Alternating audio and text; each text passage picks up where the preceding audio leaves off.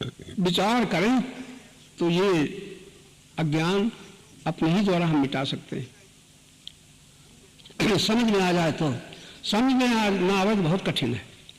फिर भगवान मिल जाए, गुरु महात्मा मिल जाए, खूब उपदेश सुने, लेकिन भ्रम की निवृत्ति तब समझना, मोह की निवृत्ति तब समझना जब संसार में दूसरा कुछ मालूम ही न हो।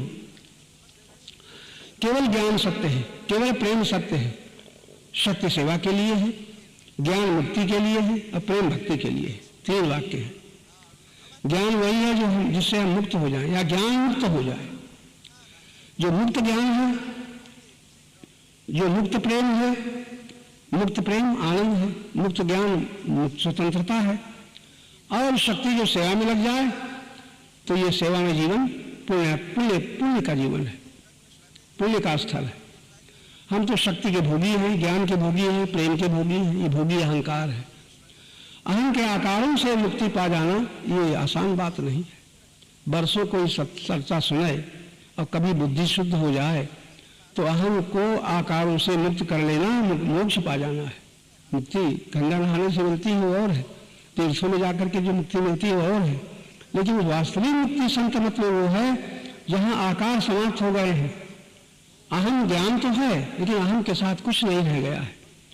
तब ये अनुभव होता है ईश्वर अंश जीव अविनाशी। अहम जो जीव बन रहा है वो ईश्वर का अंश है, अविनाशी है, चेतन है, शुद्ध है, सहज सुख स्वरूप है। ये बोध ज्ञान है।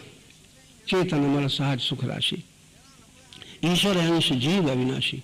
हम लोग पढ़ते हैं, वर्षों बीत गए, बुझाए जाते हैं पढ़ते पढ़ते, लेकिन इस मंत्र का बोध बुद्धि में प्रकाशित नहीं होता। बड़ी मुश्किल बात है।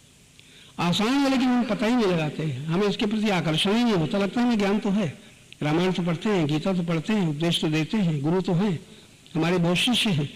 अहंकार तृप्त है अपने ज्ञान के भोग में, लेकिन अहंकार को अपना ही पता नहीं कि आकार हमारे कहाँ से बन गए। मेरा जहाँ तक मानेंगे तहाँ तक आकार होगा। जब मेरा कुछ नहीं रह जाएगा तब निराकार स्वरूप का बोध होगा। निराकार स्वरूप में कुछ नहीं रहता, आकार रहते ही नहीं।